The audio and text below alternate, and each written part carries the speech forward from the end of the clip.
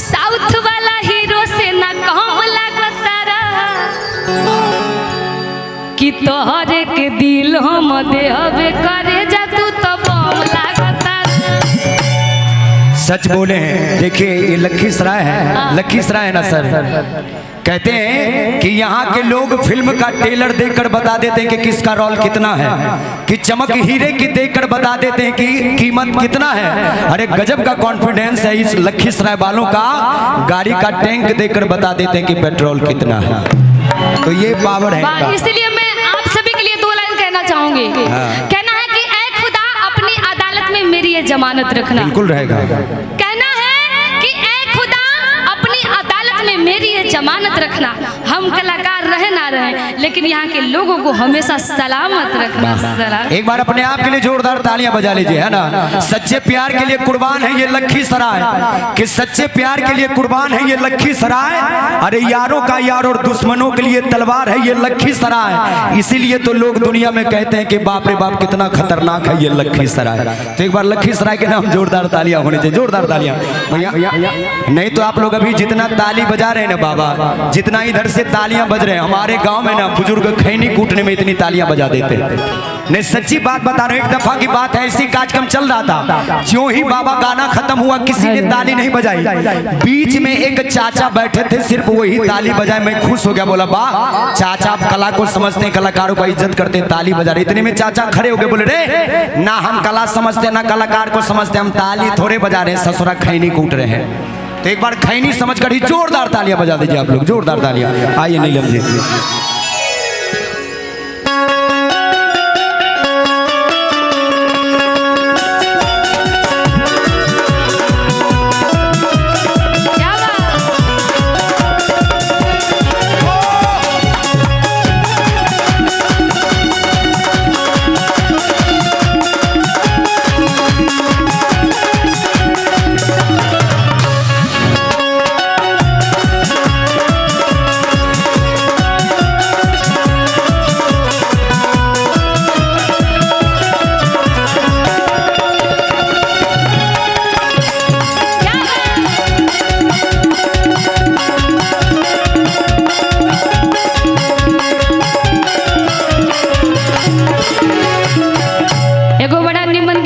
चलता वायरल तो बहुत सारा गीत चलता, लेकिन हम कहे काहे से कि औरत लोग बैठल बा, एगो बड़ा निमन भाव। आइए भैया कि बरबरिया तुम जैसे मर करिया शोभेला, कि बरबरिया तुम जैसे मर करिया शोभेला, मोरे गोर बदनिया पर ब्लाउज करिया शोभेला, मोरे गोर बदनिया पर ब्लाउज करिया शोभेला। एगो औरत के बड़ा निमन भाव और बड़ाई बा, कहे के बा आई ओ कि बरबरिया तुम जैसे अमर करिया शोभेला, अरे बरबरिया तुम जैसे अमर करिया शोभेला, कि मोरे गोर बदनिया पर ब्लाउज करिया शोभेला, मोरे गोर बदनिया पर ब्लाउज करिया शोभेला, बरबरिया तुम जैसे अमर करिया शोभेला, बरबरिया तुम जैसे अमर करिया शोभेला। इस समय जानते हैं सबसे ज्यादा इस समय फेवरेट कलर औरतों लोगों का क्या हुआ? ब्लैक कलर हुआ है। अगर शादी भी हुआ ना तो उसमें सब आधा से ज्यादा लोग देखिएगा आप लोग, सबसे ज्यादा ब्लैक साड़ी लोग पहनती हैं। सही बात है ना? इसीलिए उस भाव में कहना है कि मोरे गोर बदनिया पर ब्लाउज करिया शोभेला, मोरे गोर बदनिया पर ब्लाउज करिया शोभेला।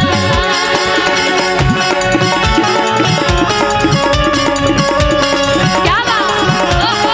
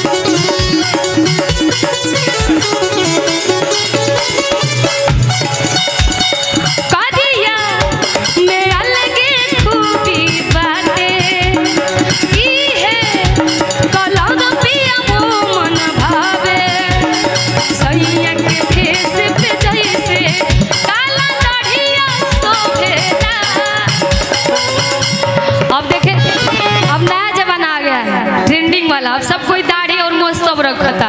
पहले छिलवा के लोग घूमत रहे, अब दाढ़ी मुँह सब लोग रखता। निमन भी लगता, हैंडसम भी लोग लगता।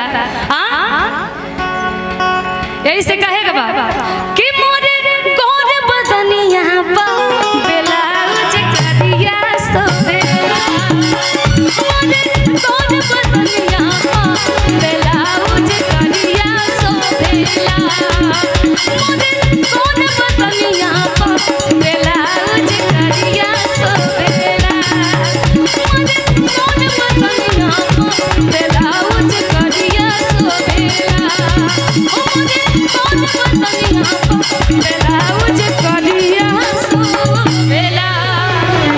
चलिए बहुत बहुत धन्यवाद नीलम।